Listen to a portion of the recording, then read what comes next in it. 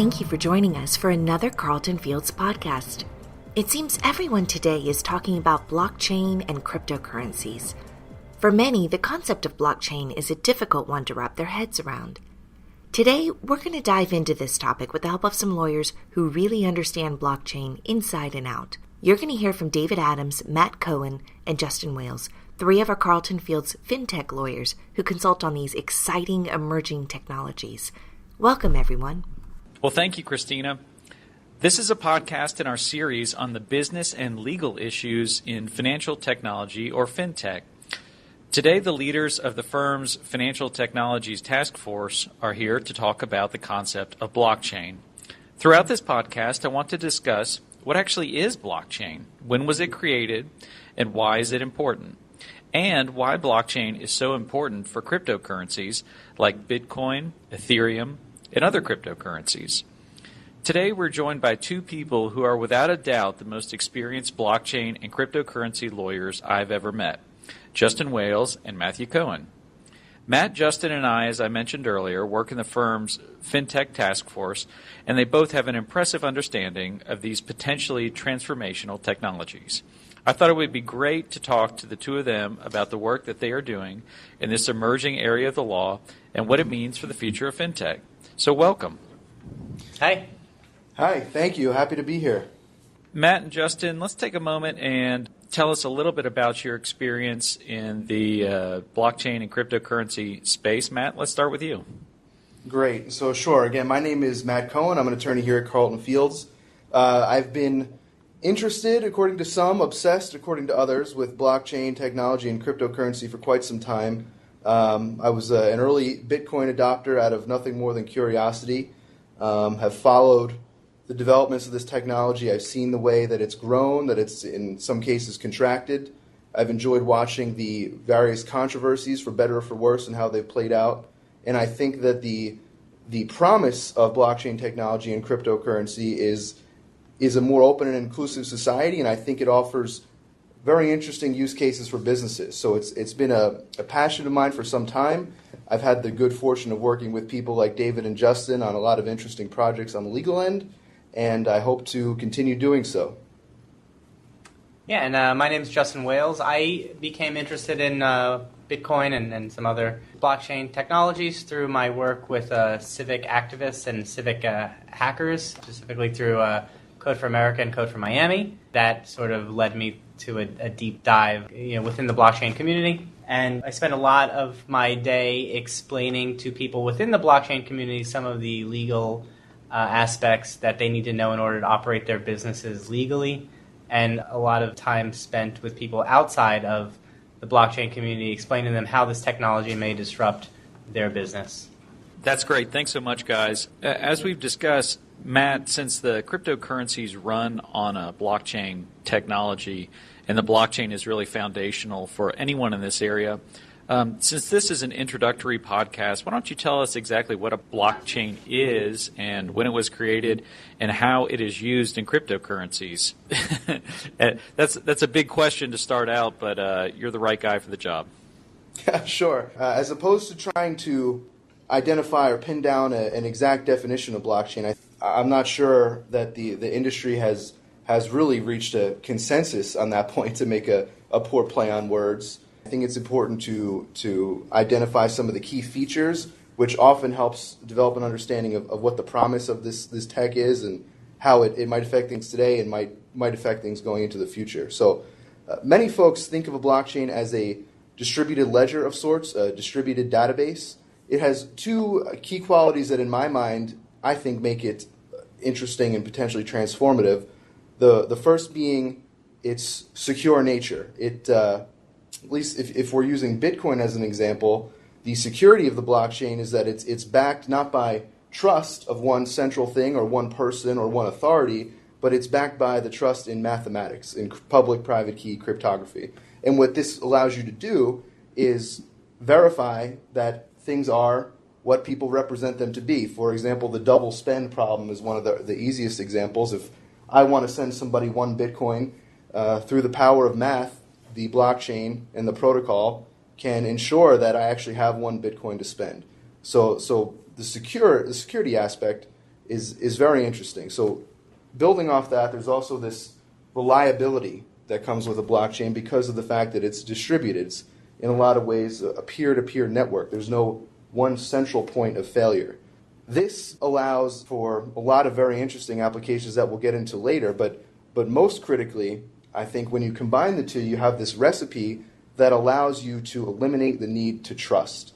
And to me, that's what I find to be one of the most interesting parts of blockchain technology, particularly as it's been applied to cryptocurrency, in that there's no need in a lot of instances for a central authority. If you want to use a blockchain-based cryptocurrency to transact monetarily, we don't need to trust a bank or a regulator to ensure that the money supply is accurate or has integrity.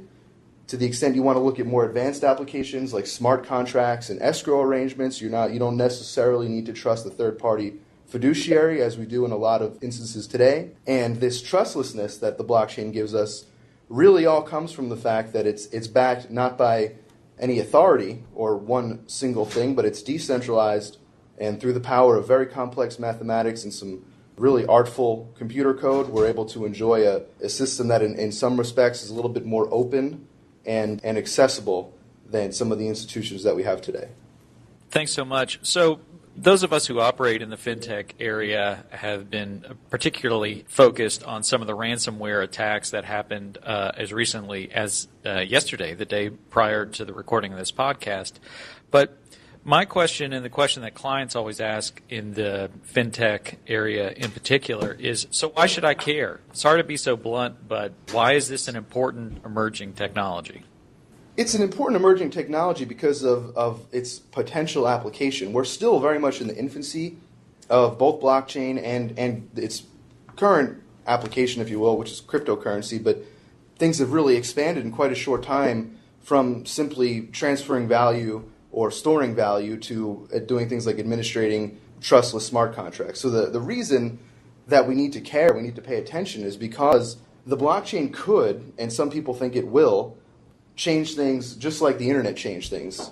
It can offer a lot of folks who don't have access to traditional banking infrastructure to bank. It can offer people who don't have access to other means of participating in society to participate. And we've seen things like the United Nations run a blockchain pilot, which I believe was geared towards identity for those societies that don't have a really easy way of identifying their people and administrating things in that regard. So blockchain, it's untested, it's unproven, it's still very much new, but many folks, including myself, think there are some very exciting applications, particularly in the sense that we can eliminate some of the old friction and pain points that we have in today's current society, today's current business marketplace. And it would be unbelievable to me if we don't find that many of today's largest industries are disrupted or at least profoundly affected by the continued advancement of blockchain technology. And you're starting to see certainly big industries and major players put significant amount of money into exploring how they could utilize blockchain technologies themselves. One of the things that's so interesting about being a part of this new technology is that the applications of the blockchain are still being worked out in people's houses and garages. It's unclear what the ramifications will be 5-10 years from now. I sort of like to think of it like, someone invented rebar, and now we're waiting to see what they're going to build, what kind of structures they're going to build. The applications that exist right now are pretty rudimentary compared to what I think we're headed for in the next 5-10 years. It's like the internet in 1994. That's a great analogy. So, of course, all of us being various types of financial and or regulatory lawyers, who regulates all of this? Who regulates all of these currencies if they're outside of banks and governments? Or are they? That's a great question, and that's one that not only the legal community has been struggling with, but also governments and folks who operate in the marketplace. It's, again, an open question, and there's no one easy answer, but there's a handful of, I'll call them guideposts, that folks who are interested in this technology, interested in getting into businesses or cooperating with businesses who adopt this technology should be aware of. And the first guidepost is to identify what exactly is being done with the blockchain or with cryptocurrency. In the United States, we've got a whole host of different regulatory bodies and laws and rules and regulations that one might have to comply with. So, for example, if you are a team behind the development of a cryptocurrency, you have a much different set of regulatory concerns than someone like a service provider, such as an exchange, right? But at the highest level, the federal government, the Commodities Futures Trading Commission, CFTC, has issued some guidance indicating that at least Bitcoin and probably other cryptocurrencies is a commodity, and it's regulated as such. So to the extent you or your business is going to be touching this stuff, you should be aware of the most recent guidance.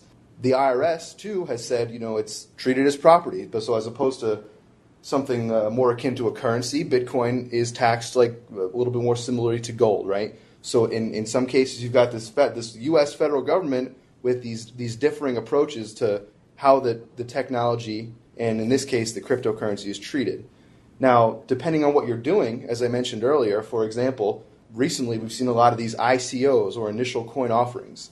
And what that is essentially tokenizing some aspect of your company. And in a lot of cases, these tokens look a lot like shares of stock. They look like equity. And to the extent you're talking about shares of stock, you're talking about it very likely a security, which would mean the SEC is now going to be involved, and you have to be mindful of those regulations.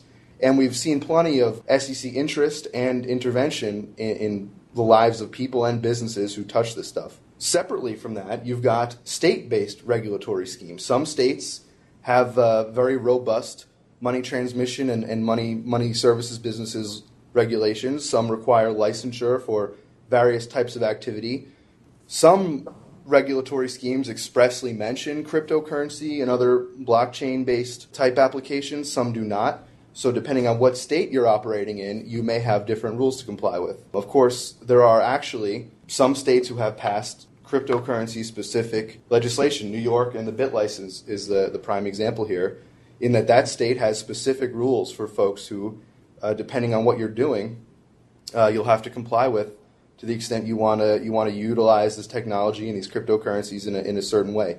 So it's difficult to say exactly who regulates everybody in a vacuum, but to the extent that you are touching this stuff, you're interested in developing on the technology, and you plan to interface with others in the marketplace, it is imperative that you as a business owner or as a developer or as just someone who is interested remains on top of this ever-changing landscape and is able to adapt to the extent things change. Thanks, Matt. Let's turn a little bit to some of the software that runs on the various blockchains. Justin, following the theme of blockchain, tell us about some of the various cryptocurrencies. Obviously, Bitcoin is the most well-known that actually run on various blockchains. Sure. Well, there are well over 100. I mean, the list of tokens grows every day, partly because right now we have an environment where it's so easy to raise money through what Matt was referring to, ICOs, initial coin offerings, that you're seeing tokens pop up every couple minutes, basically. So there are a number of different types of tokens. There are those whose only purported utility is to store and transfer value. There are others that are used as gas, for lack of a better word, for an underlying blockchain application. One of the things that's sort of interesting and latches on to the last question is that because each token has a different utility, it likely should change how the regulatory bodies regulate each token.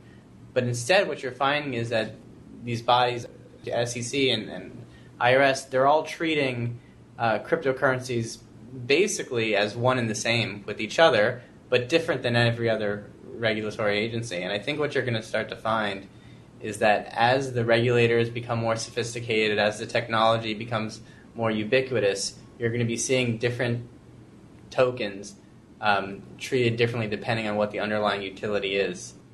And you talked about some of the history of the various cryptocurrencies. Bitcoin, Ethereum, and others have been in the news a lot recently because of the large swings in value.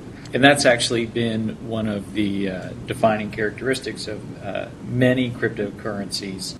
And so despite that history, Justin, do you think that there's a place for Bitcoin and cryptocurrency? And if so, what will that place be in an established legal practice? So I guess what do clients need to know about using the various types of cryptocurrencies, including Bitcoin, that are out there right now?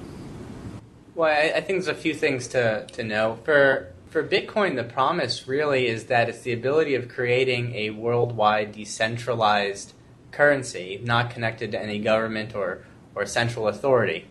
That's pretty revolutionary for most of the world that is underbanked or unbanked, that doesn't have the same stability that we in the United States have for their money.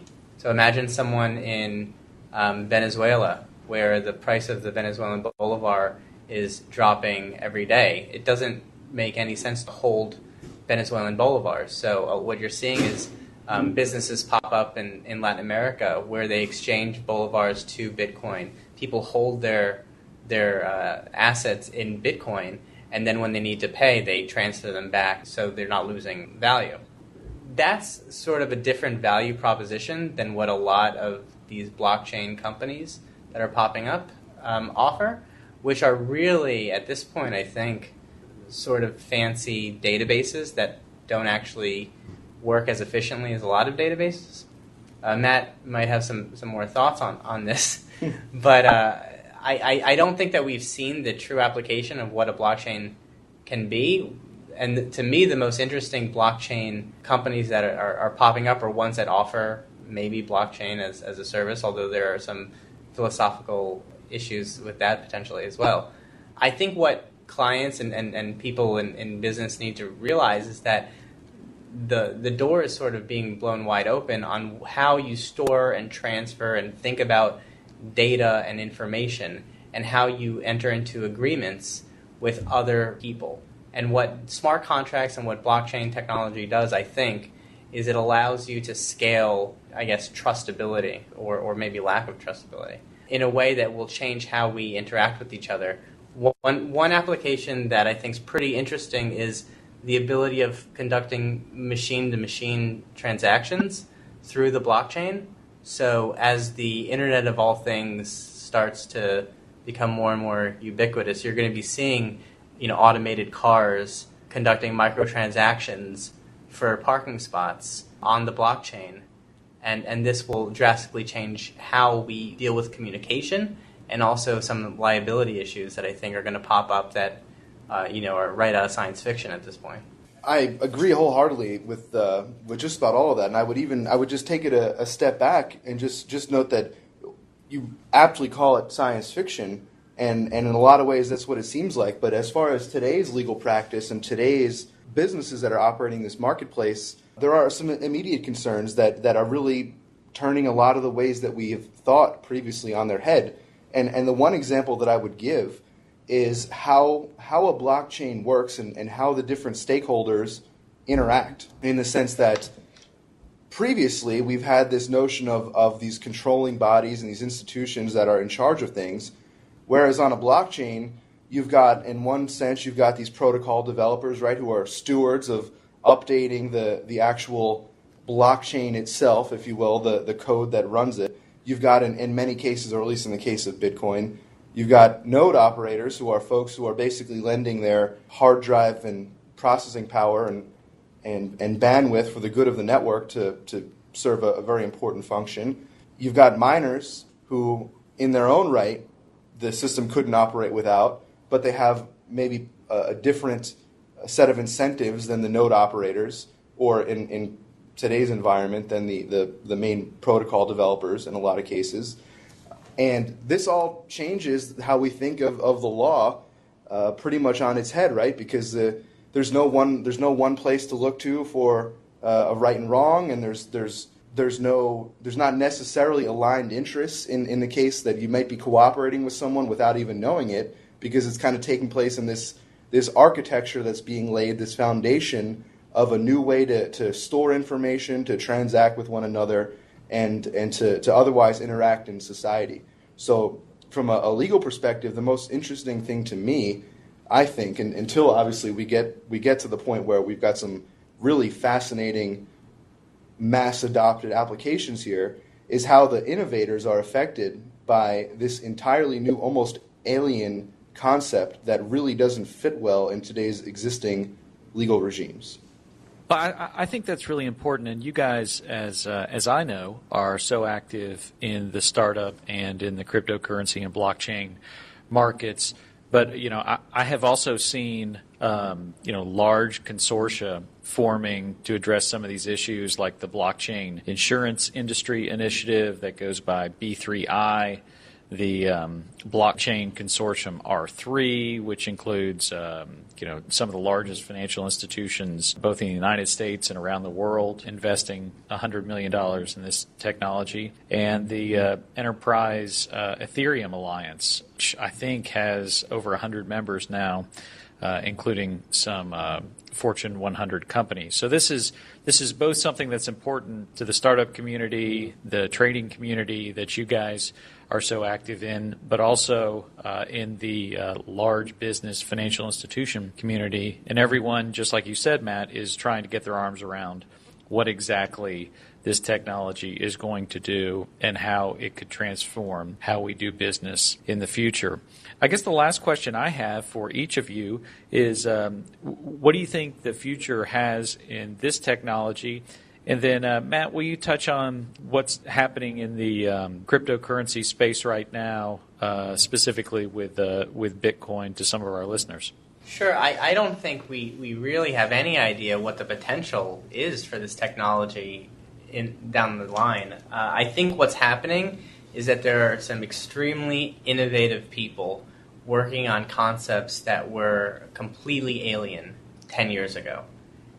The future of the technology, I think if I had any ability to predict that, I would not be a lawyer anymore. But what I do find most exciting about it is the fact that it's very possibly laying this new foundational layer in the way that society interacts, whether that be citizens with their governments, patients with their healthcare data, cars with one another on the roadway trying to get a parking spot, as Justin noted, or just the underbanked engaging in commerce with one another. So I think that the exciting thing about the technology, what I see for the future, is probably the nuts and bolts of blockchain and how it's going to affect society still need to be fleshed out. We're going to have to just determine what blockchains are actually good for. Justin noted they're actually they're a pretty poor database in a lot of circumstances, but at the same time, the factor that in the sense that it's immutable and is somewhat more reliable than a centralized server has some very real applications, right? So it's hard for me to say exactly what the future holds, but I will say that while the men and women of blockchain are today in the trenches trying to lay the foundation for what could be tomorrow's society, part of our job and part of what Justin and I spend so much time thinking about and doing all day is taking this innovation that doesn't really have there's not really necessarily a good analogy oftentimes for what it is blockchain is or cryptocurrency is or what it does or what it should be. It's taking this very avant-garde technology and mitigating the risk of how folks who want to use it and want to build upon it can do so within today's legal and regulatory framework. And that requires us to quarterback experts from all fields. We need securities lawyers, we need commodities folks, there's got to be tax lawyers involved, we need to talk to folks who are knowledgeable about banking regulations. Just about every aspect of law to some degree has been touched by blockchain and will continue to be. And the manner in which you massage this square peg into the round hole is going to be critical for one, ensuring that the technology continues to grow in a positive way, that it can continue disrupting and helping people, as opposed to being held back either by incompatible laws or by regulators who maybe are mistaken in the manner they're attempting to apply existing laws or other rules to today's innovators. And Justin, any final thoughts that you have about these two technologies? I think we're at an inflection point with the technology where large businesses and large industries and government regulators are aware that blockchain technology is coming and it's going to disrupt many industries. And our job, I think, is to work with those large industries and work with those regulators to make them understand that this technology is not so scary and can do quite a lot of good for our economy and for society, while at the same time working with people innovating in the blockchain space and helping them interact with those regulatory agencies and potential funders or partners in industry. Well, that's a great point that both of you made, and that's how this crosses over normal legal business segmentation. I mean, just in this podcast, we've talked about our Latin American practice, our startup, our software, intellectual property practice, financial services, banking regulation, and the insurance industry, and how they're all adopting these new technologies. Thank you both for your time today to discuss the concept of blockchain and cryptocurrencies. You've been listening to Carlton Field's podcast series with David Adams, Matt Cohen, and Justin Wales. This podcast is intended for general information and educational purposes only and should not be relied on as if it were advice about a particular fact situation. The distribution of this podcast is not intended to create, and receipt of it does not constitute an attorney-client relationship with Carlton Fields. Thanks for listening.